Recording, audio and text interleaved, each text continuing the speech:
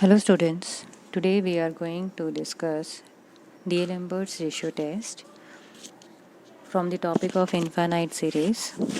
Let's see its statement and then its proof.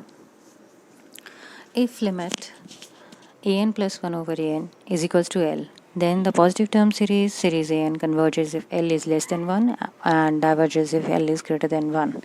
कहने का मतलब है कि अगर आपकी limit n tends to infinity ये रेशो an प्लस 1 और ओवर an किसी सीरीज़ से आता है और उसकी लिमिट L आती है जो कि पॉजिटिव टर्म सीरीज़ है, सारी टर्म्स आपकी पॉजिटिव होनी चाहिए, ये तभी कन्वर्ज करेगी इफ़ एल जो लिमिट आ रही है लेस देन 1 रहे, या फिर डाइवर्ज करेगी इफ़ एल ग्रेटर देन 1 रहे. तो इसका प्रूफ देखते हैं. Let L is less than 1. हम ये चेक करते हैं कि whether it converge, diverge, oscillates क्या होता है. तो अगर एल लेस देन 1 है तो we will choose epsilon greater than 0 where epsilon is very small quantity such that L किस तरह का एप्सिलॉन है जो कि L less than L plus epsilon less than 1 रहेगा. अगर हम एल को, क्योंकि हमारे पास लेस देन 1 है और ये आप ले रहे हैं क्वांटिटी 0.5, अगर एल हम 0.5 लेते हैं, इसमें अगर हम प्लस 0.2 करते हैं जो कि हम एप्सिलॉन की जगह पे ले रहे हैं तो 0.7 बनेगा. It is always 1 less than 1 रहेगा ये. ठीक है, अगर आप 0.7 लेते हैं या 0.1 लेते हैं तो आपके पास ये वैल्यू रहेगी. मतलब कहने का है कि हमारे पास एल वो क्वांटिटी रहेगी सच दैट कि वो इस इनइक्वालिटी को सेटिस्फाई करती होगी जिसमें एप्सिलॉन की वैल्यू भी स्मॉल है और एल की लेस देन 1 है. Because limit n tends to infinity n plus 1 over n is equals to L है, तो ये एक फंक्शन बन गया. तो इसका मतलब फंक्शन की लिमिट एल आ रही है as n tends to infinity. तो हम डेफिनेशन लगा सकते हैं फंक्शन की लिमिट की. Therefore there exist a positive integer m such that l minus epsilon is less than l an plus 1 over an is less than l plus epsilon for all n greater than equal to m, जो कि हमने sequence की limit में भी definition study की थी. Now changing n to n minus 1 n minus 2 up to m, so we get an over an minus 1 less than r, an minus 1 over an minus 2 less than r. अगर हम एक पहली बार n को n minus 1 रखते हैं, यहाँ n को n माइनस 1 रख के देखिए तो आपके पास वैल्यू आएगी an over n a n minus 1. इसी तरीके से जब n माइनस 2 रखेंगे तो यहाँ आएगी a n minus 1 over a n minus 2. तो उसके बाद हमारे पास इस तरीके से टर्म्स बन जाएंगी. लास्ट हमारे पास है m, तो a m plus 1 over a m, ये जो कि हमारे पास यहाँ पर आ रहा है. तो अब हमने क्या करना है, we multiply these, we get ये सारी टर्म्स जो लेफ्ट हैंड साइड में वो लेफ्ट हैंड साइड से मल्टीप्लाई होगी, या राइट साइड से मल्टीप्लाई होगी, क्योंकि ये n माइनस 1 टर्म्स हैं.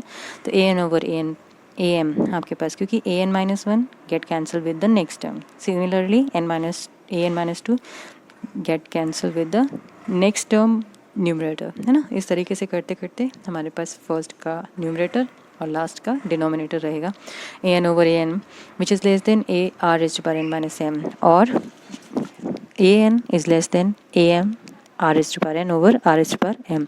Therefore an is less than k times r raised to power n for all n greater than equal to m, जहाँ पे k की वैल्यू हमने कांस्टेंट ले ली जो कि हमारे पास ये आ रही है. Now series k r raised to power n is a gp with common ratio r. ठीक है, आपके पास कॉमन रेशियो अगर r है तो सीरीज़ एक जीपी सीरीज़ बन रही है. r की रेशियो कैसी है, 0 और 1 के बीच में, क्योंकि हमने यहाँ पे स्टार्टिंग में ही लिया था कि हमारे पास यहाँ पे l less than l plus epsilon is less than 1. ठीक है जी, तो हमारे पास आ गई value. Now by comparison test हम कह सकते हैं कि सीरीज़ an कन्वर्ज करेगी क्योंकि this series an is less than k r s to power n जो अभी हमने ली है. तो अगर ये कन्वर्ज करेगी, क्योंकि जीपी सीरीज़ है, कॉमन रेशो आर है, आर 0 और 1 के बीच में लाई करता है, इसलिए ये कन्वर्ज करेगी. और देयरफॉर कंपैरिजन टेस्ट हम कह सकते हैं सीरीज़ एन भी कन्वर्ज करेगी. अब लेंगे हम दूसरा केस जिसमें हमने एल को ग्रेटर देन 1 ले रहा है. एल को अगर हम ग्रेटर देन 1 लेते हैं तो हम लेट 2 ले लिया जैसे, तो 2 हम कैसे कहेंगे कि हमारे पास एप्सिलॉन क्या होगा, तो इस तरीके से ये सेटिस्फाई करेगा ना, L is greater than L minus epsilon is greater than 1. अगर L हम 2 लेते हैं तो L माइनस एप्सिलॉन होगा 2 माइनस 0.1, तो हमारे पास 1.9 आ गया विच इज़ ग्रेटर देन. तो हमने L इस तरीके से लेना है, we choose epsilon greater than 0, क्योंकि L तो हमारे पास लिमिट आएगी an प्लस 1 ओवर an की. तो एप्सिलॉन हम इस तरीके से चूज़ करेंगे जो इस चीज़ को सेटिस्फाई करे। तो now since limit n tends to infinity a n plus one over a n is equals to l, therefore a n plus one over a n is greater than l minus epsilon, क्योंकि l is greater than l minus epsilon. For all n greater than equal to m, therefore a n plus 1 over a n is greater than 1 for all n greater than equal to m, which implies a n plus 1 is greater than a n for all n greater than equal to m। ठीक है, तो हमारे पास क्या आ रहा है, sequence a n is a increasing sequence so that a n does not tend to 0। ये n tends to infinity, as n tends to infinity ये terms increasing जा रही है और इसकी कोई बाउंड नहीं है। therefore series a n cannot converge। therefore since series a n is a series of positive term, ये इंक्रीजिंग इंक्रीजिंग इंक्रीजिंग जाएगी और इसका कोई एंड नहीं होगा, therefore series a n will diverge. तो हमने अभी प्रूव कर दिया कि अगर L less than epsilon less than 1 होता है तो कन्वर्ज करती है सीरीज ए एन, और अगर ग्रेटर देन 1 होता है तो it will diverge. Now next हमारे पास क्वेश्चन है, we have to illustrate by suitable example that Cauchy's root test is better than d'Alembert's ratio test. हमने कॉचीज रूट टेस्ट अपने लास्ट वीडियो में share किया था। तो अब यहाँ पे देखिए, let's we take the series a n 1 over 2 raised to power 1 plus 1 over 3 raised to power 2 plus 1 over 2 raised to power 3 plus 1 over 3 raised to power 4 2 raised to power 5 and 3 raised to power 6। इस तरीके से हमने कोई series assume कर ली है। अब इसमें हम देखेंगे कि कॉची रूट टेस्ट और डेलेम्बर्ट रेशो टेस्ट हमें क्या क्या रिजल्ट्स देते हैं। तो इसमें a2n-1 हमें सबसे पहले जनरल टर्म बनानी आनी चाहिए। तो हम इधर जब देखते हैं तो 2 raised to power 1 2 raised to power 3 2 raised to power 5 इस तरीके से बन रहा है। तो 1 आपके पास अगर हम यहाँ पे 1 सब्स्टिट्यूट करें तो हमारे पास क्या आएगा, a 2 into 1 minus 1, that is 2 minus 1, 2 minus 1 means 1, तो a1 is equals to 1 over 2 raised to power 1। तो it satisfies n को अगर हम 2 सब्स्टिट्यूट करते हैं तो हमारे पास क्या आता है, 2 2 4 minus 1 5, तो a5 जो फिफ्थ टर्म आ रही है तो 1 over 2 raised to power 5 आ रही है। ठीक है, इसी तरीके से इवन भी टर्म्स हैं, तो इवन टर्म्स में आपके पास क्या आ रहा है, 2 4 6 किसकी पावर्स में है, 3 की। तो इसी तरीके से a2n is equal to 1 over 3 raised to power 2n आ गया। और इस तरीके से हमारे पास थर्ड टर्म में भी इस तरीके से फॉलो हो रहा है। तो यहाँ पे n को अगर हम 1 सब्स्टिट्यूट करते हैं तो a2n plus 1, जहाँ पे हमारे पास 1 रख दिया तो a3 is equal to 1 over 2 raised to power 3। अगर n को 2 सब्स्टिट्यूट कर दिया तो हमारे पास बन जाएगा 6 प्लस जैसे 2 हमने सब्स्टिट्यूट कर दिया तो 4 2 2 4 plus 1 that is 5, a5 is equal to 1 over 2 raised to power 5 आ गया। ठीक है, तो इस तरीके से हमारे पास टर्म्स बनती जाएंगी। तो हमने इसमें अब कॉचीज रूट टेस्ट लगाना है, तो a2n-1 whole to the power 1/2 raised to power n 1 over 2 raised to power 2n-1 is equals to क्या आएगा, 1 over 2, क्योंकि हमने यहाँ पे पावर ले ली है 1/2 raised to power 1/2n-1। किसकी पावर ले ली है 2 की। तो हमारे पास दोनों तरफ ये 1/2 हो गया। अगर हम मैं इसकी पावर लेती हूँ 1/2n तो मेरे पास लेफ्ट हैंड साइड ही आएगा और इसकी पावर हमारे पास 1 बन जाएगी। तो इन दोनों को यूज़ करके हमने लिमिट ले ली, limit n tends to infinity a2n-1 whole to the power 1/2n-1 which is equal to 1/2। और राइट हैंड साइड ये जो है हमारे पास, इससे limit n tends to infinity a2n whole to the power 1/2n is equals to 1/3 आ गई limit. ठीक है, तो हमारे पास क्या आ रहा है, limit n tends to infinity an whole to the power 1/n is equals to 1/2 which is less than 1। Therefore series an is convergent by Cauchy's root test. हमें पता है कि अगर लिमिट L आपके पास लेस देन 1 हो तो Cauchy's root test से ये कन्वर्जेंट रहेगी। अगेन अगर हम ये रेशो लेते हैं, जैसे अगर हमें डी एलेम्बर्ट्स रेशो टेस्ट लेना है तो हम इसको अगर रेशो लेते हैं तो a2n-1 over a2n आ गया। तो हमने इसको रेशो ले लिया, रेशो लेने के बाद हमने इसको सिंप्लीफाई करके लिखा और as n tends to infinity, क्योंकि ये 1.5 बनता है तो इस टेंड्स टू इन्फिनिटी, क्योंकि ये जो रेशियो है इट इज़ ग्रेटर देन 1। तो अगर ये n इंक्रीज़ करेगा ये वैल्यू भी इंक्रीज़ करती जाएगी, therefore it will tends to infinity. अगर हम दूसरा रेशियो लेते हैं जो कि हमने लिया है a2n over a2n+1, ये वाला रेशियो लेते हैं तो ये हमारे पास आता है 2/3 whole to the power 2n।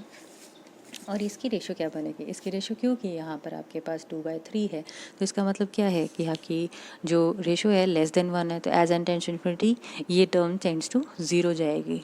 ठीक है, तो आपने पता ही है जीपी सीरीज़ अगर रेशो r लेस देन 1 हो तो कन्वर्जेंट है, और अगर ग्रेटर देन 1 है तो डाइवर्जेंट है। वही चीज़ यहाँ पर भी शो हो रही है, एन टेंड्स टू इन्फिनिटी 2 × 0 0 हो गया। तो एक ही टाइम पे क्या हो रहा है, limit n tends to infinity a n over n plus 1 is equal to 0 which is less than 1, और एक बार आ रहा है limit n tends to infinity a n over n plus 1 is infinity. तो ये दोनों चीज़ें क्या कॉन्ट्राडिक्टरी होगी, hence d'Alembert ratio test does not give any result and Koch's root test is better than D'Alembert's ratio test. Let's see the next question. Discuss the convergence of x over x plus 1 plus x square over x plus 2 plus x cube over x plus 3 and so on. Therefore series a n हमने ये लिख ली। अब हमने बनानी है इसकी general term. General term में हम ये देखते हैं कि x की पावर 1 है, 2 है, 3 है, x प्लस 1 x प्लस 2 है। तो इसका मतलब क्या है कि ये 1 2 3 एक AP फॉर्म कर रहा है, जिसमें हमारे पास a plus n minus 1 d is equals to क्या वैल्यू आती है। अगर हमें जनरल टर्म लिखनी है तो हम यहाँ पे लिखेंगे a है 1, n माइनस 1 d है 2, तो हम d है 1 क्योंकि 2 माइनस 1 3 माइनस 2 इन दोनों का रेशो क्या है, यही चीज़ हमारे पास यहाँ पे है 1 और 2 के बीच में, 2 और 3 के बीच में। तो ये चीज़ हमारे पास बन रही है a plus n minus 1 d. तो therefore a n is equals to x raised to power n over x plus n, जब हमने यहाँ पे AP फॉर्म करने की कोशिश की तो ए एन प्लस 1 क्या होगा, एन की जगह एन प्लस 1 हो जाएगा, x raised to power n plus 1 over x plus N plus 1। Now limit n tends to infinity a n plus 1 over a n हमने लिमिट लेनी है बिकॉज डी-एलेम्बर्ट्स रेशियो टेस्ट लगा रहे हैं। तो देयरफॉर एक्स के ऊपर तो लिमिट लगेगी नहीं बिकॉज एक्स क्या है आपके पास, जब हमने रेशियो लिखा तो उसमें x बाहर आ जाएगा बिकॉज हमारी लिमिट किस पे है, n टेंड्स टू इन्फिनिटी पे। तो x plus n over x plus N plus 1 आ जाएगा इन दोनों का ratio, and we left with x into limit n tends to infinity x over n plus 1 over x over n plus 1 over n, and we know that n tends to infinity this term tends to 0 and this term tends to 0, this term tends to 0, so we left with x। ठीक है, तो therefore by ratio test series a n converge करेगी अगर x less than 1 होगा और divide करेगी if x is greater than 1 होगा। But x is equals to 1 के लिए रेशियो टेस्ट फेल कर जाएगा क्योंकि इसके ऊपर कोई कंक्लूजन नहीं है। तो अगर x इज इक्वल्स टू 1 हम लिखेंगे तो हमारे पास जो सीरीज है ए एन वो क्या बन जाएगी, x की जगह पे आप 1 रख दो, फिर हमारे पास ए एन बन जाता है 1 ओवर 1 प्लस एन। तो हम क्या करेंगे, हम कंपैरिजन टेस्ट लगाएंगे। कंपैरिजन टेस्ट के लिए हमें क्या है, एक और सीरीज जनरेट लिखनी पड़ती है जो कि हम ले रहे हैं यहाँ पर बी एन, जहाँ पे b n is equals to 1 over n है। तो therefore limit n tends to infinity series a n over b n, मतलब ए एन की टर्म और बी एन जो आपके पास आ रही है वो आ रही है limit n tends to infinity. A n है 1 ओवर 1 प्लस एन और बी एन है n 1 ओवर n, इनका रेशियो लिख लिया तो n ओवर 1 प्लस n हो गया। Therefore limit n tends to infinity 1 over n plus 1 which is a finite and non-zero। इसका मतलब क्या होगा, series a n and b n will converge और डाइवर्ज टुगेदर। और अगर ऐसा है तो बी एन सीरीज़ के बारे में हमें चेक करना पड़ेगा। तो बी एन सीरीज़ क्या है, सीरीज़ 1 ओवर एन, एन की पावर क्या है p की वैल्यू क्या है 1, where we know that by p test it will diverge क्योंकि p की वैल्यू 1 आ रही है। देयरफॉर नेक्स्ट क्वेश्चन हमारे पास एग्जामिन द कन्वर्जेंस और divergence of the following series. हमारे पास 3 सीरीज हमने चेक करनी है, series r raised to power n over 3 raised to power n square where r is greater than 0, series a raised to the power n over a raised to the power n plus x raised to the power n where a is greater than 0 x is greater than 0। ये हमें बहुत ज़रूरी ध्यान देना कि क्या special conditions हमें दे रखी हैं, इसी के अकॉर्डिंग हमें आगे कंसिडर करना होता है। और थर्ड है series root n over root n square plus 1 x raised to the power n, क्योंकि हमने इन तीनों में ही nth जनरल टर्म दी हुई है तो हमें ज़्यादा मुश्किल नहीं आएगी, नहीं तो हमें पहले इसकी जनरल टर्म लिखनी आनी चाहिए।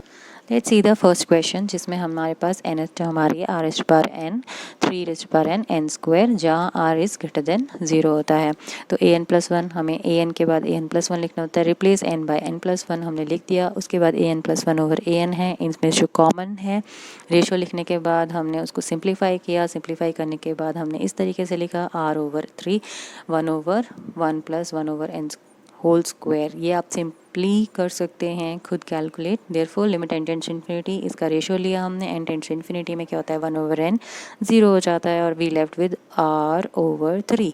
बाय रेशियो टेस्ट हमारे पास क्या होता है, अगर ये लेस देन 1 होगा तो ये कन्वर्ज करेगा, इसका मतलब r over 3 is less than 1 अगर होता है तो कन्वर्ज करता है। जहाँ पे हम डायरेक्टली लिख सकते हैं आर इज़ लेस देन 3 होता है तो ये कन्वर्ज करता है। And the diverges for r by 3 greater than 1, that is r is greater than 3 हो तो ये डाइवर्ज करेगा। But r is equal to 3 पर क्या होगा, again it the ratio test fails. तो हम क्या करेंगे, again r is equals to 3 substitute करते हैं an पर, ठीक है, क्योंकि हमें तो उसके बारे में भी डिस्कस करना है। तो r अगर 3 लिखते हैं तो 3 n raise to the power 2, तो 3 raise to power n 3 raise to power n दोनों कैंसिल हो जाएगा, तो हमारे पास क्या बचेगा, an सीरीज़ बचेगी 1/n²। तो अगेन बाय ये तो हम डायरेक्टली कह सकते हैं कि it will convergent if p is greater than 1। तो p की वैल्यू यहाँ पे क्या आ रही है 2 which is greater than 1, hence by p test it is convergent for r is equals to 3, ठीक है। तो हम डायरेक्टली हमारे पास फाइनल रिजल्ट क्या रहेगा कि सीरीज an कन्वर्ज करेगी if r is less than 3, diverge करेगी if r is greater than 3, और r इज इक्वल्स टू 3 के लिए भी ये कन्वर्जेंट रहेगी।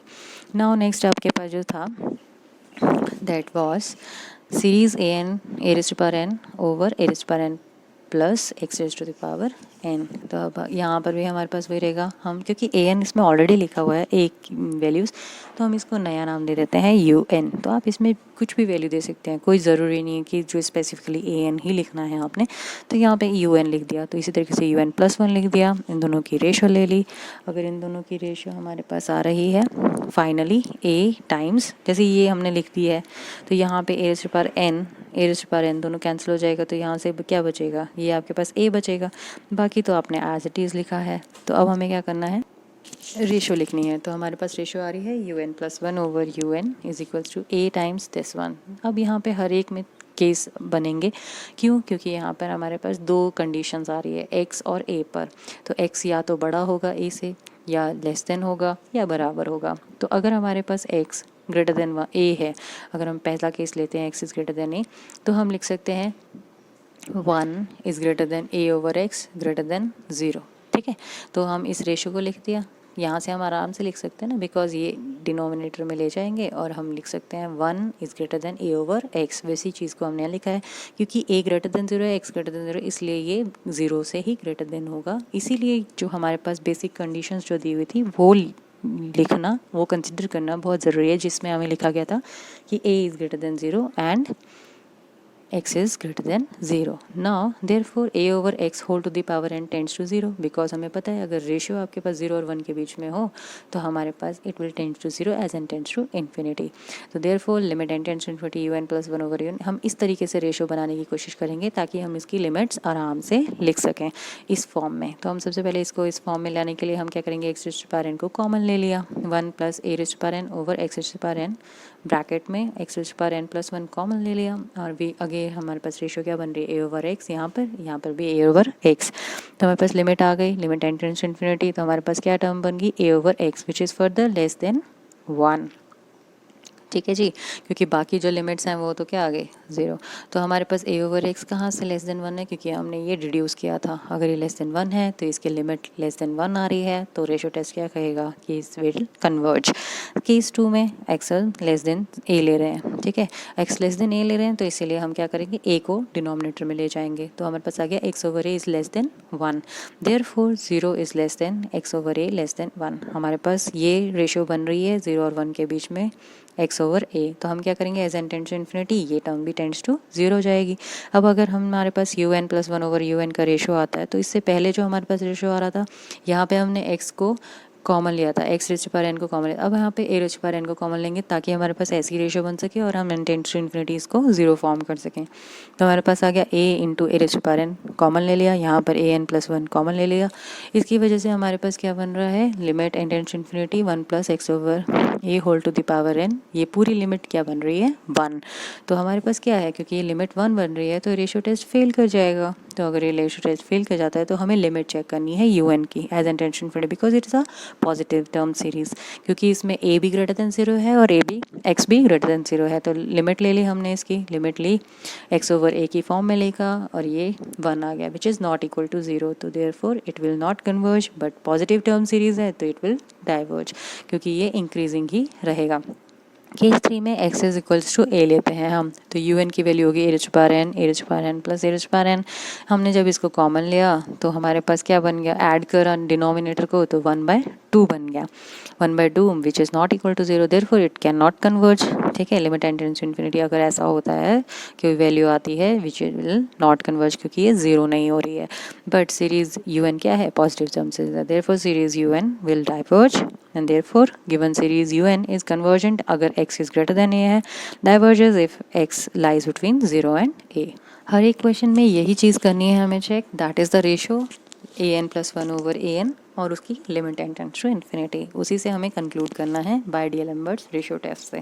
जो थर्ड क्वेश्चन था हमारे पास उसकी nth टर्म भी हमें दी हुई है, इसलिए an को हम लिखेंगे √n/√n² + 1 x⁻n। इसी में n को रिप्लेस कर दिया, n की जगह पे n+1 हो जाएगा, n+1 को हमने लिख दिया, फिर हमने इसको रेशो ले ली an+1/an की। जब हमने रेशो ली इसको सिंप्लीफाई किया, खुद आप सिंप्लीफाई कीजिए, खुद कैंसिल आउट कीजिए, तभी आपको इसकी प्रैक्टिस होगी कि आपके पास जो लास्ट टर्म है वो क्या बन सकती है। हमारे पास ये बन गया। फिर हमारे पास हमने फर्स्ट ईयर जो की है उसमें हमने लिमिट्स कैलकुलेट की है, आपने 12th में भी लिमिट्स कैलकुलेट की हैं, तो सिंपल से आपके पास इस फॉर्म में लिख लिया, क्योंकि n टेंड्स टू इन्फिनिटी लेना है हमें, तो limit n tends to infinity n+1/an कर लिया और आपके पास आ गया x multiply by all these terms और ये x ही आ गया।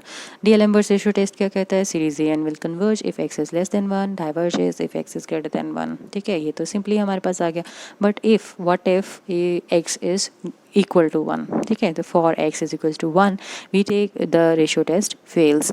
so if we take x is equals to 1, an हमारे पास क्या बन जाएगा, यहाँ पर 1 की जगह x की जगह 1 रख दिया, we left with an is equals to √n/√n² + 1। now take bn is equals to 1/√n, therefore an/bn हमारे पास क्या बनेगा, ये टर्म बन रही है, यही हमने ले लिया, तो हमारे पास आ गई वैल्यू 1/√1 + 1/n²। अगर लिमिट लेते हैं तो हमारे पास ये टर्म 1 बन जाएगी, which is not equal to 0, which is finite number, non zero finite number, therefore limit n tends to infinity. हमारे पास ये कहती है कि by comparison test series an and bn will converge और diverge together. But bn series क्या है, n की पावर 1/2, वेयर p टेस्ट क्या कहता है कि डाइवर्ज करेगी because it is less than 1। तो हमारे पास सीरीज an विल डाइवर्ज। ठीक है, नाउ नेक्स्ट क्वेश्चन जो है मैं उसे आपके ऊपर छोड़ देती हूँ।